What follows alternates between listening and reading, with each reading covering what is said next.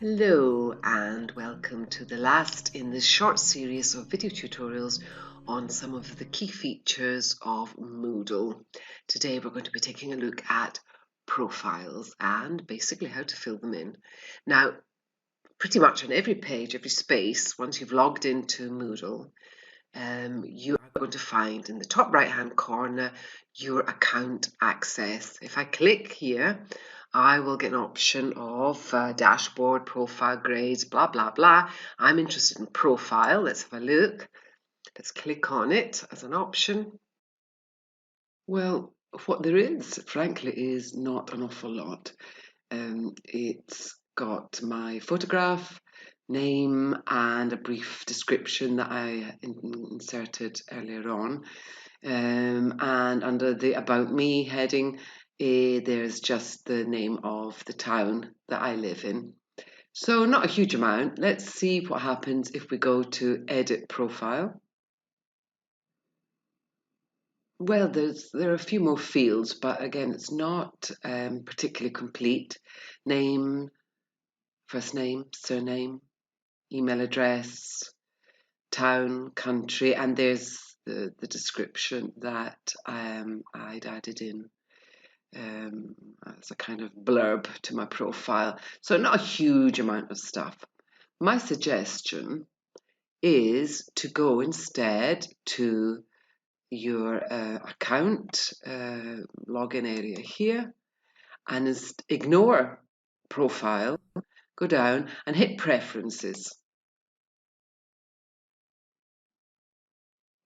because this option will take you again to user account, which we had a look at when we were examining the forum preferences and the notification preferences.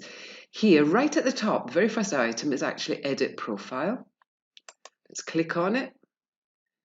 And this time we have a few more fields. Name, surname, email address. The red and white warning sign means that these fields have to be filled in. The email display options regard the visibility of your email address. You can share with other course participants. You can let everybody see your email address, or you can hide your email address from fellow students, but it would be visible to the privileged users. Those would be the organizers, the administrators of the Moodle course. That is an option.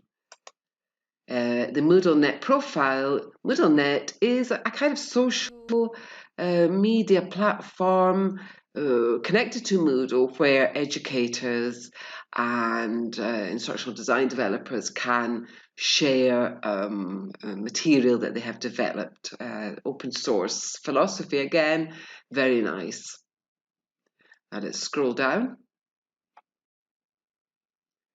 So we're getting the usual fields: city, town, country, and time zone, which I have set to Europe, Rome, and that is where I put in my little description. This, you see, it has the editing or the setting functions that that most editors have, that we're used to, that we're familiar with.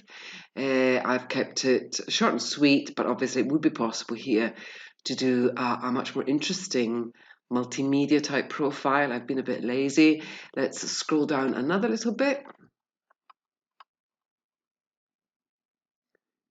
We've got the picture, the user picture functions here. There is the picture that I have currently. I'm going to show you how I got it in there and delete the picture. Okay, so I've deleted the picture that was already there, and I'm going to show you two different ways of inserting a picture into your profile. The first one, as you can see, I have a photograph of myself on my desktop. I can grab it, drag it, and drop it here. And there it is, uploaded. Okay, let's delete it again. I'll show you a different way of doing this.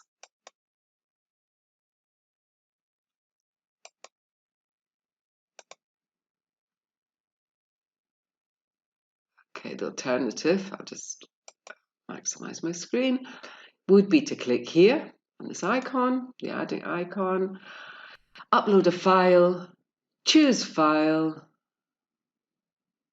and it's gone directly into a folder where I've got some photographs of myself. Which one we're going to have? Let's go for this one of me looking very friendly and intelligent. Open. It's in. We're going to give it a name. We're going to call it portrait photo. The license option here is probably not a big deal. I very much doubt people will be stealing my photograph, but I am going to put all rights reserved. That would keep everybody their hands legally off my photograph, although I doubt there's much of a market for that kind of thing. Upload.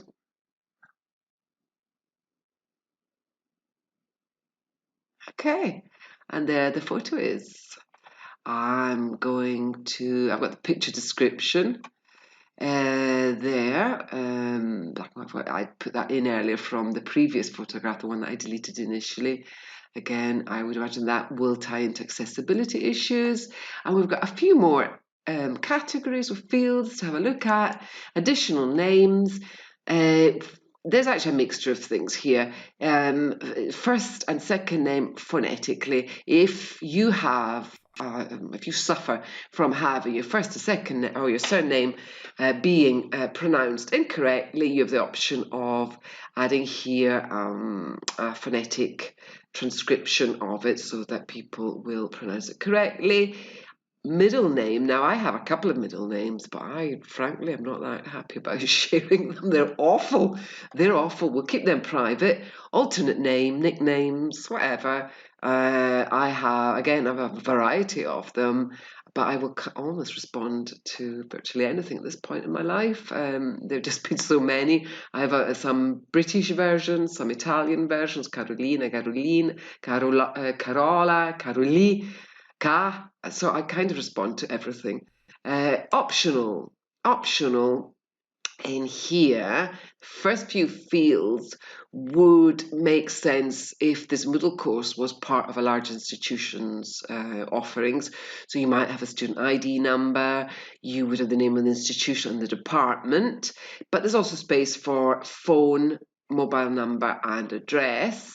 And then last of all, there's this mysterious one which doesn't have a name, but when you open it up, turns out to be fields for things like Skype IDs and Yahoo IDs, and a little space for your own personal web page.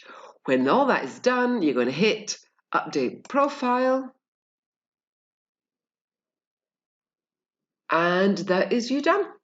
That is your profile, nice and complete. So hopefully that's been of use to you and was nice and clear, and we will speak again soon.